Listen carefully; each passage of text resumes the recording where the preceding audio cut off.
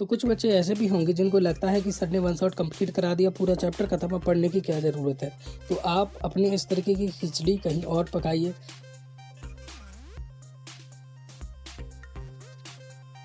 तो hello everyone and आज हम करने वाले हैं वैद्योत्योय तथा धारिता को कंप्लीट वन शॉट, और जो कंप्लीट थ्योरी है उसको आज को वीडियो के अंदर हम कवर कर देंगे। So let's get started. इसके अंदर दो टॉपिक वैद्योत्योय तथा धारिता के अंदर, पहला तो वैद्योत्योय है और दूसरा धारिता। देखो पूरा जो चैप्टर है इन्हीं के ऊपर डेडिकेटेड है, तो ये मोस्ट इंपोर्टेंट है, इनको पढ़ना है। सबसे पहले पढ़ते हैं वैद्योत्योय क्या होता है। देखिए, किसी एकांक आवेश Q नॉट को अनंत से विद्युत क्षेत्र के किसी बिंदु तक ले जाने में जो हमें कार्य करना पड़ता है उस बिंदु पर वैद्योत्योय कहलाता है। जैसे कि हमने यहाँ पर एक वैद्युत क्षेत्र ड्रॉ किया, ठीक है। अब इससे बाहर अगर हम कोई पॉइंट लेंगे तो वो अनंत कहलाएगा, क्योंकि वो उसकी लिमिट से बाहर है। कोई भी चीज़ जब लिमिट से बाहर हो जाती है तो वो अनंत कहलाती है। जैसे कि गिनतियों को हम कभी भी गिन नहीं सकते, इसका मतलब ये है कि गिनतियाँ अनंत हैं, इनफाइनाइट है। क्यों है अनंत? क्योंकि हम उनको कभी भी पूरा गिन ही नहीं सकते। मैं आपसे अगर पूछूं कि आप मेरे को सबसे बड़ा नंबर बताइए तो आप बता ही नहीं सकते। अगर आपने मेरे को बता दिया ये सर ये सबसे बड़ा नंबर है, तो मैंने इसके आगे एक 3 और लगा देना है, सर ये तो इससे बड़ा नंबर हो गया। तो आप कभी भी बड़ा नंबर बता ही नहीं सकते। क्यों? क्योंकि हमें पता है उससे भी बड़ा एक नंबर एडजस्ट करता है, तो हम कभी भी गिनतियों को नहीं गिन सकते। लेकिन सपोज कीजिए एक दिन हमने गिनतियों को गिन लिया, तो फिर क्या वो गिनतियाँ अनंत रह जाएंगी? नहीं। तो कोई भी चीज़ अनंत तभी होती है जब वो हमारी लिमिट से बाहर जाए, हमारी सोच से बाहर जाए। जिस दिन वो हमारी पकड़ में आ गई वो हमारे लिए इनफाइनाइट नहीं। ठीक उसी तरीके से यहाँ पर विद्युत क्षेत्र का फंडा है, बिल्कुल फिजिकल लाइफ से रिलेट करो, इसीलिए इसको फिजिक्स कहा जाता है। यहाँ पर एक विद्युत क्षेत्र है, मान लीजिए ये प्लस Q आवेश का विद्युत क्षेत्र है, ओके। अब यहाँ पर एक और आवेश स्थित है इस बिंदु पर Q नॉट, ठीक है। बिंदु कौन सा? इनफाइनाइट, यानी विद्युत क्षेत्र के बाहर का बिंदु। तो यहाँ पर भी यही कहा गया है, किसी एकांक आवेश Q नॉट को कहते हैं, ये एक परिचर आवेश होता है।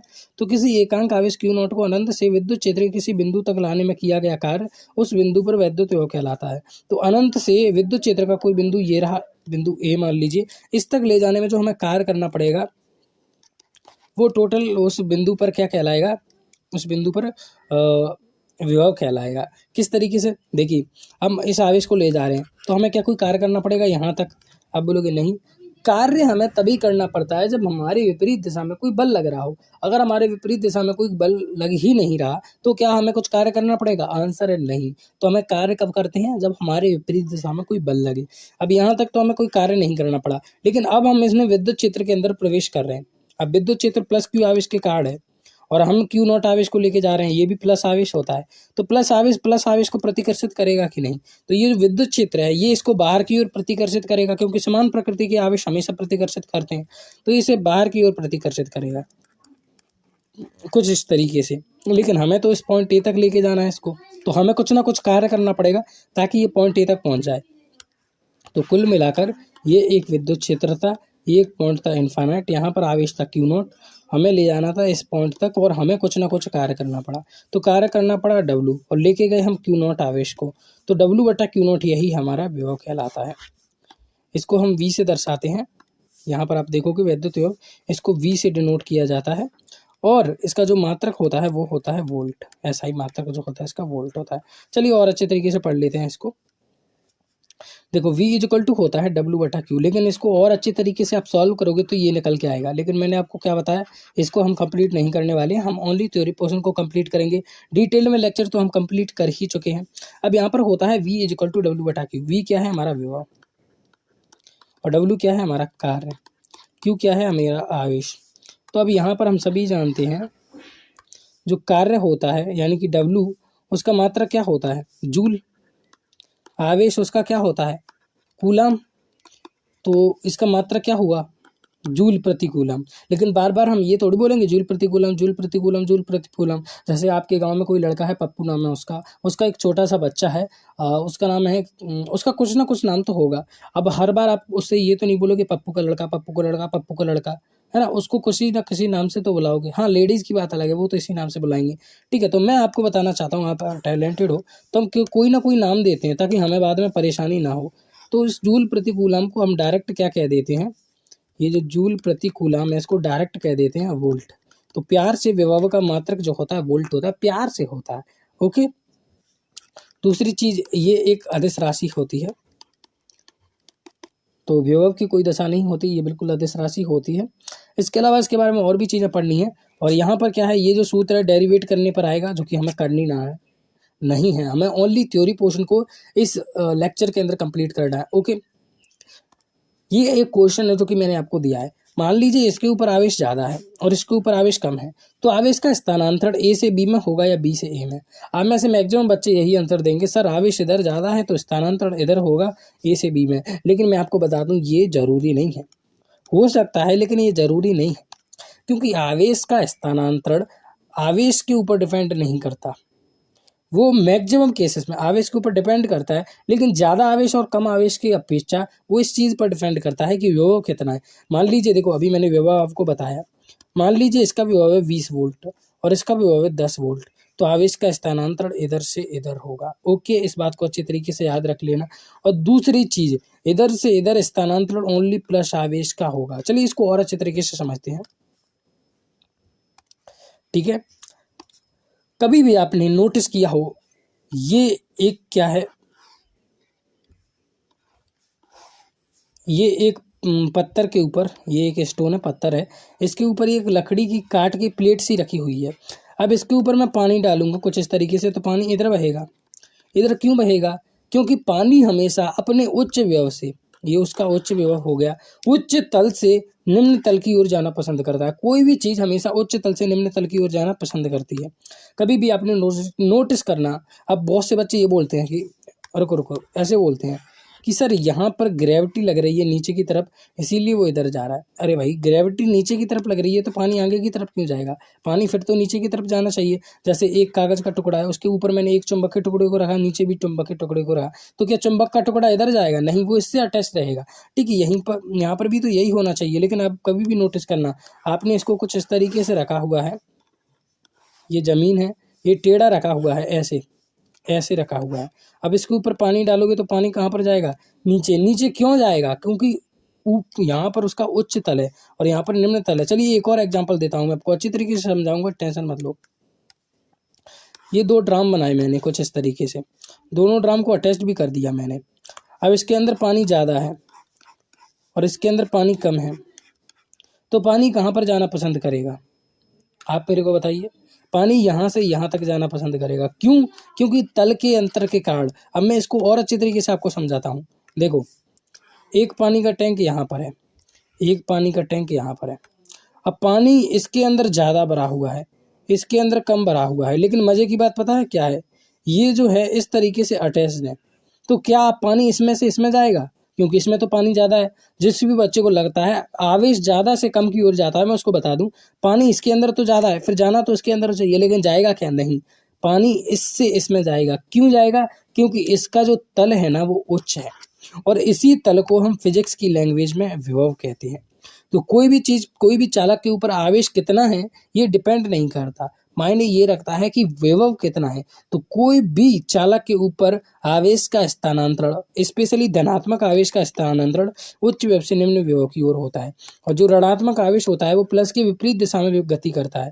तो मैं यहाँ पर बताऊंगा आपको, प्लस धनात्मक आवेश उच्च विभव से निम्न विभव की ओर गति करता है, तो वहीं जो ऋणात्मक आवेश होता है वो इसका उल्टा करता है, वो निम्न विभव से उच्च विभव की ओर गति करता है। ओके, तो यहाँ पर आपकी समझ में आ गया। अगर क्वेश्चन में आ जाए और आपसे पूछा जाए इस तरीके से कि दो चालक कुछ इस तरीके से बना दिए हों, इसके ऊपर 10 कूलम आवेश है, इसके ऊपर 2 कूलम आवेश है। अब उसने आपसे ऐसे कह दिया कि इसका विभव तो 20 वोल्ट है, लेकिन इसका विभव 10 ही वोल्ट है। अब आवेश का स्थानांतरण किधर होगा? तो भूल कर भी ऐसे मत कर देना, आवेश का स्थानांतरण ऐसे होगा, क्योंकि विभव ऐसा ज़्यादा है। ऐसे क्वेश्चन बेसिकली ज़्यादातर आते नहीं है, लेकिन कॉन्सेप्ट आपको समझ में आना चाहिए। और वैसे भी आपको यहाँ पर सूत्र अगर आप देखोगे विभव का, तो देखो विभव और आवेश आपस में क्या है? समानुपाती होते हैं। तो किसी भी अगर चालक का आवेश ज़्यादा है तो मैक्सिमम केसेस में उसका विभव ज़्यादा होगा, लेकिन कभी कभी हो जाता है कि उसका विभव ज़्यादा है लेकिन आवेश कम है। चलिए छोड़िए, हम विभव को पढ़ चुके हैं अच्छे तरीके से, अब पढ़ते हैं विभवांतर को। विभवांतर की सिंपल सी डेफिनेशन, दो विभवों के बीच का अंतर हमारा विभवांतर कहलाता है। विद्युत क्षेत्र के किसी एक बिंदु से दूसरे बिंदु तक ले जाने में किया गया कार्य हमारा विभवांतर कहलाता है। दोनों चीज़ एक ही है, जैसे कि यहाँ पर हमने एक विद्युत क्षेत्र बनाया। अब विभव क्या रहेगा? विभव क्या होता है? मैं ये पॉइंट है विद्युत क्षेत्र के बाहर का इनफाइनाइट, यहाँ से यहाँ तक एक आवेश को लेके आया, ये हमारा विभव कहलाता है। ठीक है, इसी को आप विभव मान लीजिए, सिंपल सी लैंग्वेज में बता रहा हूँ। तो ये इसका विभव हो गया। तो विभवांतर क्या होता है? दो विभवों के बीच का अंतर। तो वो किस तरीके से, देखिए इनफाइनाइट से मैं यहाँ तक लेके गया पॉइंट ए तक, और फिर मैं और पॉइंट बी तक लेके गया। तो पहले मैं यहाँ से यहाँ तक लेके गया, फिर मैं यहाँ से यहाँ तक लेके गया। तो दोनों को माइनस करूंगा तो मेरे पास ये निकल के आ जाएगा। जैसे कि अब यहाँ पर मैं अच्छी तरीके से समझाता हूँ। पहले ये पॉइंट है इनफाइनाइट, ओके। मैं इससे विद्युत क्षेत्र के किसी बिंदु ए तक उस क्यू नॉट आवेश को लेके गया हूँ। इस क्यू नॉट आवेश को विद्युत क्षेत्र के किसी बिंदु ए तक लेके गया हूँ, फिर इसको किसी बिंदु बी तक लेके गया हूँ विद्युत क्षेत्र के ही। तो ये जो है यहाँ तक जो मेरे को कार्य करना पड़ा, वो कार्य मेरा क्या कहलाता है? वही कार्य मेरा विभवांतर कहलाता है। तो अब इसको मैं ऐसे भी कह सकता हूँ कि बिंदु ए से बिंदु बी तक जाने में किया गया कार्य, और इसको ऐसे भी कहता हूँ दो बिंदुओं के बीच का अंतर। दो बिंदुओं के बीच का अंतर कैसे हुआ? ये देखो, मैं पहले इनफाइनाइट से पॉइंट ए तक गया, फिर गया इनफाइनाइट से पॉइंट बी तक। तो जब इसमें से आप इसको माइनस कर दोगे तो बचा क्या? फिर यही तो बचा। तो इसको मैं बोल देता हूँ, मैंने पहले आपको डिटेल में समझाया है, अभी तो शॉर्ट में समझा रहा हूँ सब कुछ। दो विभवों के बीच का अंतर, जैसे कि एक विभव है वी ए, दूसरा विभव वी वी, इनके बीच का अंतर क्या कहलाएगा? हमारा विभवांतर कहलाएगा। या फिर विद्युत क्षेत्र के किसी एक बिंदु से दूसरे बिंदु तक ले जाने में किया गया कार्य। जैसे कि विद्युत क्षेत्र का एक बिंदु ए ये है, एक बिंदु ये है, तो यहाँ से यहाँ तक जाने में जो कार्य करना पड़ेगा वो हमारा विभवांतर कहलाएगा। चलिए नेक्स्ट टॉपिक की ओर बढ़ते हैं। ये V B minus V A, दो विभवों के बीच का अंतर हो गया, बराबर किसके होता है? डब्ल्यू ऑफ ए से बी। तो यहाँ पर कार्य क्या है? ए से बी तक जाने में किया गया कार्य। इनफाइनाइट से ए तक नहीं है, ये ए से बी तक, यानी विद्युत क्षेत्र के ही एक बिंदु से दूसरे बिंदु तक जाने में किया गया कार्य। और किसको ले गए हम? क्यू नॉट आवेश को। तो ये हमारा विभवांतर कहलाता है। अब ये भी दो विभवों के बीच का अंतर है, तो विभव में और इसमें ज़्यादा अंतर नहीं है, बस ये दो विभवों के बीच का अंतर है। तो ये भी एक तरीके से अदिश राशि होगी, इसका भी वोल्ट मात्रक होगा, ओके। सब कुछ सेम होगा, क्योंकि आवेश का कार्य का हो गया जूल, आवेश का हो गया कूलम, और जूल प्रति कूलम को हम वोल्ट बोलते हैं। तो विभवांतर का भी सेम है, ये भी अदिश राशि है और इसका भी मात्रक कूलम होता है, ओके। चलिए बढ़ते हैं नेक्स्ट टॉपिक की ओर। नेक्स्ट टॉपिक निकल के आता है समविभव पृष्ठ। तो आई होप अभी तक आप विभव को अच्छी तरीके से समझ में आगे होंगे। तो विभव को अगर आप अच्छी तरीके से समझ चुके हैं तो समविभव पृष्ठ को भी आप इजीली समझ पाओगे। वो काल्पनिक पृष्ठ जिसके सभी बिंदुओं पर विभव समान हो। है सर, ये क्या बोल दिया? ऐसा कैसे हो सकता है? देखिए, विभव का मैंने आपको सूत्र क्या बताया था? V = 1/4πε0 Q/R। बहुत से गधे हैं जो कि भूल जाते हैं, तो मैं पीछे जाता हूँ। ये देखो, ये लिखा है ही नहीं, यही सूत्र मैंने बताया था, मना मत करना। तो V = 1/4πε0 Q/R। अब यहाँ पर एक विद्युत क्षेत्र लिया है मैंने कुछ इस तरीके से, और ये एक पृष्ठ ले लिया। तो अब इस पृष्ठ के मैं किसी भी बिंदु को ले लूँ, पृष्ठ का ही बिंदु लेना है, ठीक है। एक बिंदु ये ले लिया, एक बिंदु ये ले लिया, एक बिंदु ये ले लिया। अब तीनों पर मेरे को विभव ज्ञात करना है। तो मान लीजिए ये इस पॉइंट से इस पॉइंट की जो दूरी है वो r है, और ये जो विद्युत क्षेत्र है ये प्लस क्यू आवेश के कारण क्रिएट हो रहा है, ठीक है। तो अब इस बिंदु पर जो विभव है वो क्या होगा? विभव का सूत्र होता है 1/4πε0 क्यू किसके कारण उत्पन्न हो रहा है? प्लस क्यू आवेश के कारण विद्युत क्षेत्र उत्पन्न हो रहा है। दूरी, अब यहाँ से यहाँ तक की दूरी तो r है, ठीक है। तो इसका जो विभव निकल के आया है वो है ये। चलिए इसका विभव निकालते हैं। भाई यहाँ से यहाँ तक की दूरी भी तो आ रही है, क्योंकि ये विद्युत क्षेत्र बना हुआ है, हमने तो एक सर्कल लिया है, तो सभी की दूरी r है, सभी की दूरी आ रही तो होगी। अब जैसे कि मैंने यहाँ पर एक गोला बनाया है, तो यहाँ से यहाँ तक की दूरी अगर r है तो यहाँ से यहाँ तक की दूरी भी r होगी, यहाँ से यहाँ तक की दूरी भी r होगी। सेम चीज़ मैं यहाँ पर कर रहा हूँ। अगर आप गौर से नोटिस करोगे तो एक विद्युत क्षेत्र को मैंने कुछ इस तरीके से ड्रॉ किया है, उसके बाद यहाँ पर मैंने इस तरीके से गोला बनाया है। तो आप नोटिस करना, जो दूरी यहाँ से यहाँ तक की है वही दूरी यहाँ से यहाँ तक की होगी, वही दूरी यहाँ से यहाँ तक। तो सभी की क्या है? दूरी तो समान है, इसकी r है, इसकी r है, इसकी r है, इसकी r है, तो दूरी क्या है? समान है। और आवेश प्लस क्यू आवेश के कारण विद्युत क्षेत्र उत्पन्न हो रहा है, तो सभी पर जो आवेश है वो भी समान है, क्योंकि ये एक ही आवेश के कारण विद्युत क्षेत्र उत्पन्न है। अब हमें अलग अलग पॉइंट पर विभव निकालना है, तो विभव क्या अलग अलग निकलेगा? क्योंकि विभव का सूत्र ही होता है 1/4πε0 Q/R। अब सभी का Q भी समान है, R भी समान है, तो फिर विभव अलग कहाँ से होगा? तो सभी बिंदुओं का क्या होगा? विभव जो है समान होगा, इस तरीके से। और इसी पृष्ठ को हम काल्पनिक पृष्ठ बोलते हैं, और इसी पृष्ठ को हम समविभव पृष्ठ बोलते हैं। तो ये जो विद्युत क्षेत्र में पृष्ठ बना हुआ है यही हमारा समविभव पृष्ठ कहलाता है। और इसके सभी बिंदुओं को ले लो, पृष्ठ के बिंदुओं को लेना याद रखना, तो ये क्या होता है, हमारा समविभव पृष्ठ के बिंदु होते हैं, उनके ऊपर विभव जो होता है समान होता है। चलिए और अच्छे तरीके से पढ़ते हैं। कार्य शून्य होता है। कार्य शून्य क्यों होता है? कार्य मतलब हम मान लीजिए यहाँ पर पॉइंट ए से पॉइंट बी तक गए, एक बिंदु से दूसरे बिंदु तक गए, तो हमें जो कार्य करना पड़ा है ना, वो कार्य शून्य होता है। ये यहाँ पर लिखा गया है। वो कार्य शून्य क्यों होता है, मैं आपको बता दे रहा हूँ। देखिए, सबसे पहले हमें ये समझना होगा विभवांतर भी शून्य होता है। अब विभवांतर शून्य क्या होता है? क्योंकि विभवांतर दो बिंदुओं के बीच का अंतर होता है, दो विभवों के बीच का अंतर। अब यहाँ पर अगर इसके पृष्ठ को देखा जाए तो सभी विभव समान हैं। तो मान लीजिए दो विभव हो गए वी और वी ए, दोनों का अंतर निकालूंगा तो क्या निकल के आएगा? जीरो, क्योंकि ये दोनों समान है। अब दो में से दो जाएंगे तो जीरो ही बचेगा। तो एक विभव में से दूसरा विभव जाएगा तो जीरो ही तो बचेगा, क्योंकि अलग अलग नहीं है, समान है। इस चीज़ को आपको समझना होगा। तो ये जो समान है, इस चीज़ को आपको समझना है। आई होप आपकी समझ में आ रहा होगा, इसीलिए मैंने बोला था पिछले लेक्चर देखे होने चाहिए। ये जस्ट एक रिवीजन है। ओके, तो विभवांतर जो है शून्य होगा, क्योंकि विभवांतर होता है दो विभवों के बीच का अंतर, और विभव जो है सभी बिंदुओं का समान है, तो विभवांतर तो शून्य होगा ही। तो कार्य शून्य क्यों होगा? क्योंकि हम सभी पढ़ चुके हैं V इक्वल टू डब्ल्यू बटा क्यू। ये विभवांतर का सूत्र है, विभव का सूत्र है। तो W इक्वल टू क्या हो गया? V into Q. क्यू को इधर पहुंचा दो। W इक्वल टू V तो हम सभी को पता है जीरो है ही, तो W भी जीरो हो गया, फिर तो कार्य भी जीरो होगा। रेखाएं जो होती हैं पृष्ठ के लंबवत होती हैं। देखोगे ये रहा पृष्ठ और ये रेखा है, तो ये हमेशा 90 डिग्री के कोण के साथ लंबवत होती है। चलिए नेक्स्ट टॉपिक की ओर बढ़ते हैं, जो कि हमारा स्थितिज ऊर्जा। बहुत कम टाइम के अंदर मैं कंप्लीट करने की इसको कोशिश कर रहा हूँ।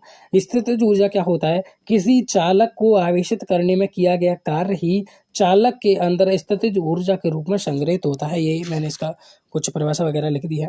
तो हम कोई भी कार्य करते हैं, हमें लगता है कार्य नष्ट हो गया। कभी आपने देखा है, आपने एक गिलास पानी को फ्रिज के अंदर रखा, 1 घंटे बाद बाहर निकाला तो वो पानी बर्फ के अंदर कन्वर्ट हो चुका होता है, यानी कि पानी के फॉर्म के अंदर चेंज आ चुका है। लेकिन वो पानी अभी भी वही है जो पहले था, अभी भी एक गिलास ही है जितना पहले था। तो क्या हो गया? उसके आकार वगैरह में चेंज आ गया। पहले तो द्रव रूप में था, अब वो ठोस रूप में हो गया। सेम चीज, बिल्कुल सेम चीज यहाँ पर होती है। कोई भी चालक है, अब इसको आवेशित नहीं किया हमने, लेकिन अब हम इसको आवेशित दे रहे हैं, तो हमें आवेश देने में कार्य करना पड़ेगा। आवेश देने में सर कार्य क्यों करना पड़ेगा, जरा इसको समझाइए। चलिए इसको भी समझ लेते हैं अच्छे तरीके से। मान लीजिए ये चालक है, अब किसी भी गिलास में आप पानी डालोगे तो एकदम से पूरा तो भर नहीं जाएगा, उसमें पानी जाएगा, धीरे धीरे गिलास भरेगा। ठीक उसी तरीके से मान लीजिए इसको मैंने प्लस आवेश दे दिया।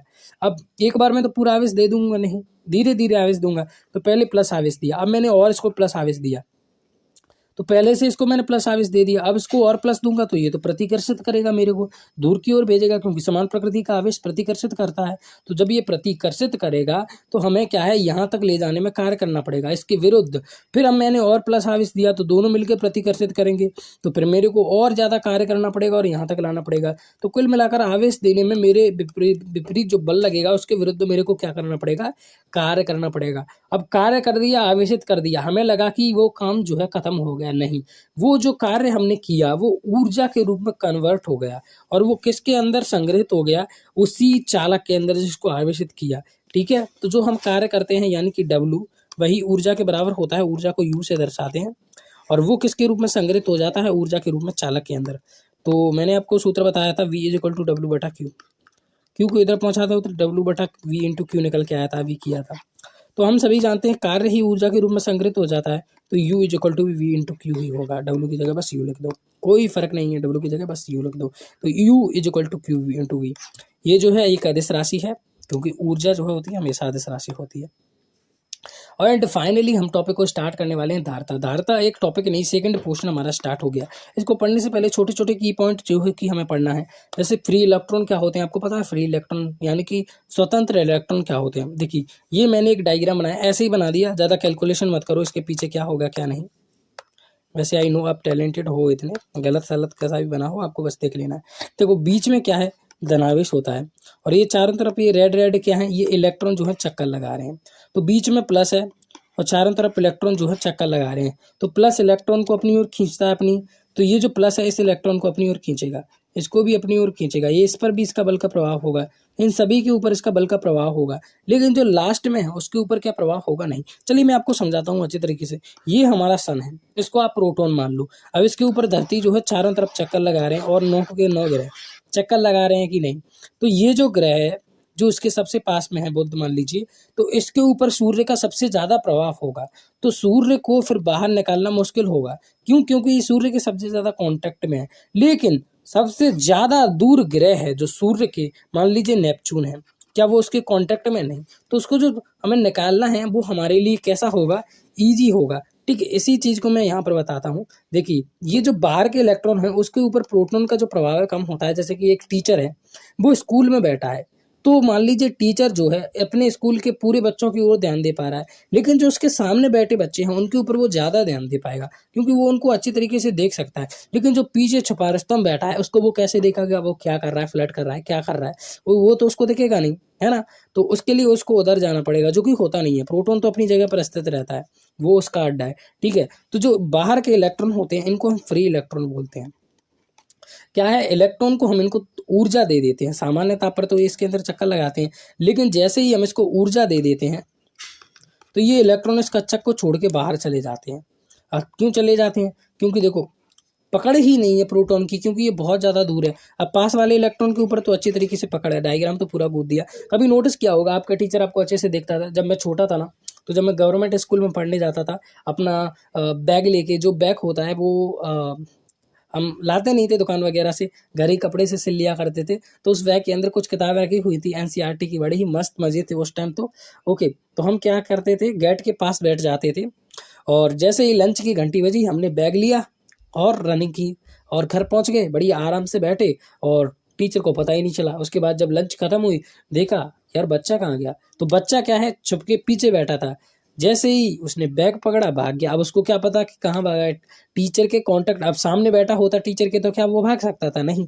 सेम चीज यहाँ पर है, प्रोटॉन के पकड़ में जितनी इलेक्ट्रॉन है वो तो है, लेकिन जो बाहर है उनको ऊपर थोड़ी सी ऊर्जा भी डाली तो वो क्या है, बाहर चले जाते हैं छोड़ के, और ये जो है आवेशित भी हो जाता है। ठीक है, इसको मैंने बताया ना आपको, चैप्टर 1 के अंदर मैंने एक्सपेरिमेंट कराए थे। मैंने जो पेन थी उसको रगड़ा था अपने कपड़ों से, उसके बाद वो आवेशित हो गई थी। बहुत मस्त मस्त तरीके से हमने चैप्टर 1 को कंप्लीट किया था। ओके, तो स्वतंत्र electron, free electron, I hope आपके समझ में आए होंगे। तो मान लीजिए 2-3 स्वतंत्र इलेक्ट्रॉन है एक नाभिक के अंदर, है ना? तो इनके ऊपर कुछ आवेश भी होगा, और वो आवेश बद्ध आवेश कहलाता है। फ्री इलेक्ट्रॉन का जो चार्ज होता है वो बॉन्ड चार्ज कहलाता है, बद्ध आवेश कहलाता है।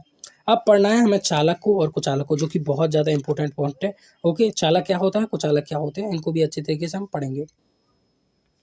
ओके ओके, देखिए अब बात करते हैं चालक की। चालक वो होते हैं जिनके अंदर करंट का फ्लो हो जाता है, जिनके अंदर करंट चला जाता है। जैसे कि हमारे सलमान खान की जो गर्लफ्रेंड है वो लगे 440 वोल्ट शून्य से तेरे।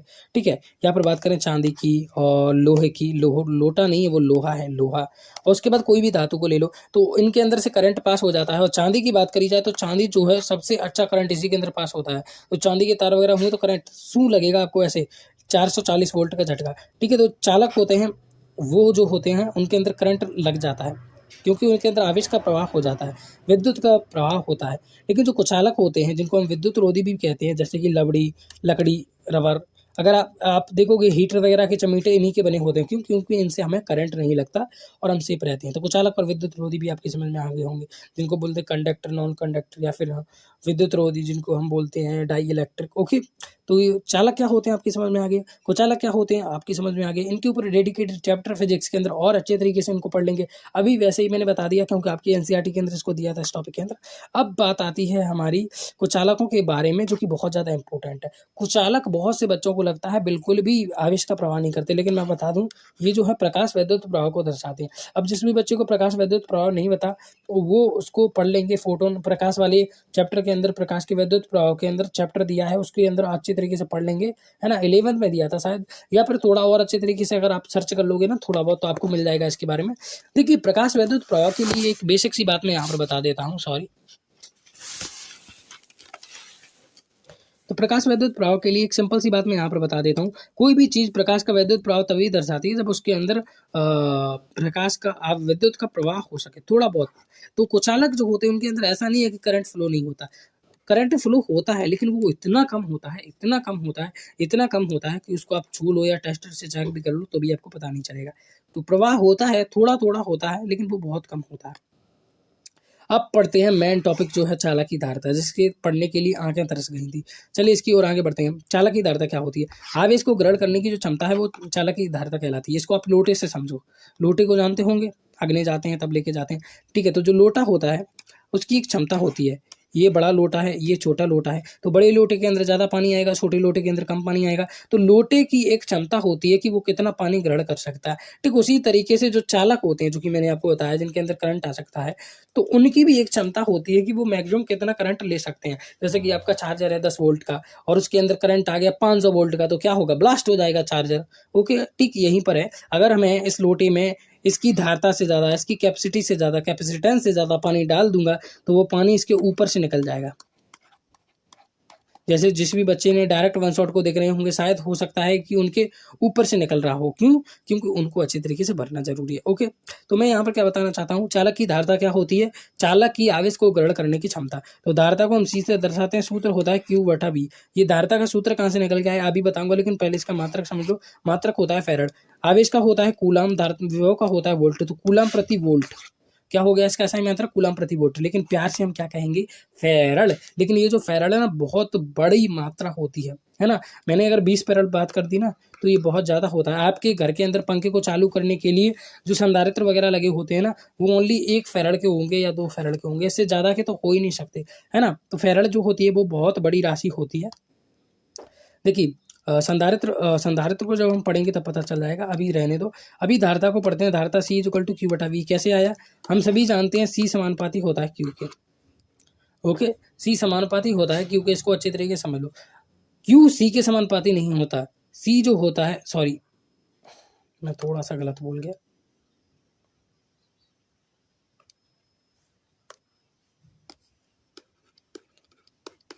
Q समानुपाती होता है C के।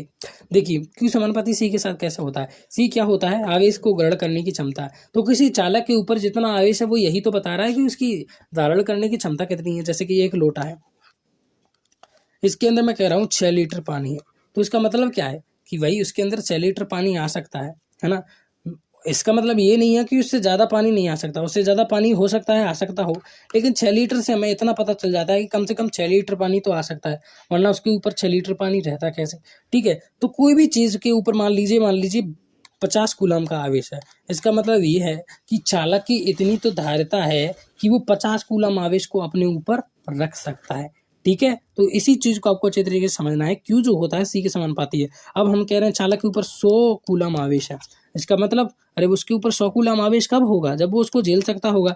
मान लीजिए वो 100 कूलम आवेश झेल ही नहीं सकता, कम धारता है, तो क्या उसके ऊपर 100 कूलम आवेश होगा? आप बोलोगे सर हो ही नहीं सकता। मैं कहूँगा एक लोटे के अंदर 100 लीटर पानी है, कैसे हो सकता है? इतना पानी झेल सकता है क्या लोटा? इतना पानी आ ही नहीं सकता। तो Q C के समान है, लेकिन C Q के समान नहीं है। जैसे कि मैं आपको बोल दूं कि एक लोटे के अंदर मान लीजिए 2 लीटर पानी है, लेकिन हो सकता है वो लोटा इतना बड़ा हो कि उसके अंदर 10 लीटर पानी आ जाता हो।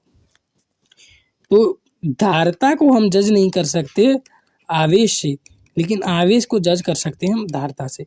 तो Q जो होता है, आप यहाँ पर देखोगे तो वो क्या होता है? C के समानुपाती होता है।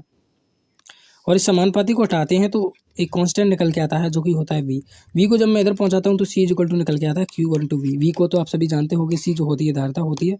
तो यहाँ पर जो होता है Q C के समानुपाती होता है, यानी किसी भी चालक के अंदर जितना आवेश है उसकी धारता उतनी हो सकती है, लेकिन इतनी धारता इसका मतलब जरूरी नहीं है कि उसके अंदर इतना ही आवेश हो।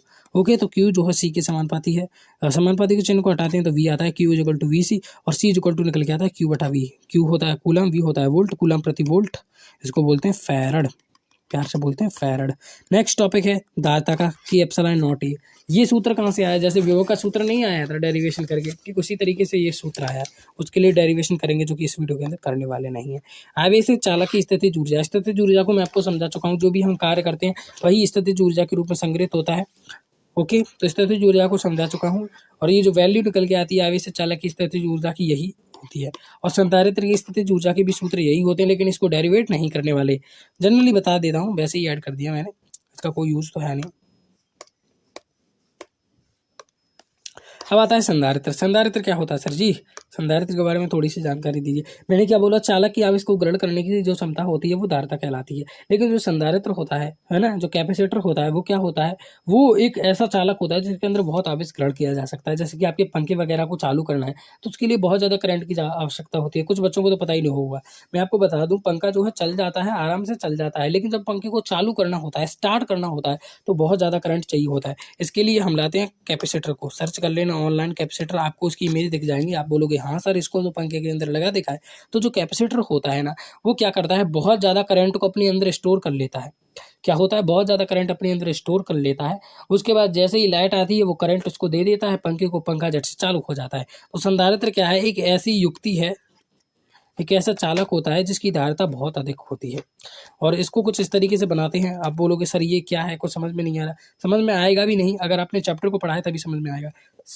संधारित्र कुछ इस तरीके का होता है, इधर प्लस क्यू आवेश होता है, इधर माइनस क्यू आवेश होता है। देखो क्यू क्यू यानी कि आवेश बराबर होता है, लेकिन फर्क क्या है, इस पर प्लस होता है, इस पर, यानी कि आवेश की प्रकृति अलग अलग होती है वैद्युत द्रव्य की तरह, लेकिन जो होता है आवेश की मात्रा हमेशा समान होती है। और दोनों प्लेट लेते हैं, दो प्लेट, एक प्लेट ये, एक प्लेट ये, दोनों का क्षेत्रफल समान होता है। चलिए समझते हैं। हम दो प्लेट लेंगे, ये दोनों का क्षेत्रफल समान है। क्या है, क्षेत्रफल समान है। दोनों पर जो आवेश है वो समान है, इस पर भी क्यू है, इस पर भी क्यू है, सॉरी इस पर भी क्यू है, लेकिन इस पर प्लस है, इस पर माइनस है। तो ये क्या कहलाएगा, एक संधारित्र कहलाएगा। अब मैं आपसे कुछ क्वेश्चन पूछता हूँ, क्या ये एक संधारित्र, क्या ये एक संधारित्र, क्या ये एक संधारित्र, क्या ये एक संधारित्र? इस पर आवेश है क्यू, इस पर है क्यू, प्लस माइनस, इस पर है क्यू, इस पर माइनस के Q. Okay, A A A A dash minus Q A A A plus Q minus Q. बताइए इनमें से कौन सा असली संधारित्र है? चलिए इसकी बात करते हैं। क्या ये संधारित्र है? Plus Q minus Q, Q तो समान है, क्षेत्रफल भी समान है, लेकिन ये प्लस क्यू देखोगे, ये प्लस क्यू कैपिटल है और ये जो कैपिटल, ये कैपिटल नहीं स्मॉल है, तो ये क्यू कैपिटल है, ये स्मॉल है, यानी कि दोनों अलग अलग हैं। तो आवेश अलग अलग है, इसीलिए ये नहीं होगा। इसको देखो, दोनों का जो क्षेत्रफल है क्या वो समान है? नहीं, इसका क्षेत्रफल ए है, इसका ए डैश है। हालांकि प्लस क्यू और माइनस क्यू तो हैं, लेकिन क्षेत्रफल अलग अलग है, इसका ए है, इसका ए डैश है, तो ये भी नहीं होगा।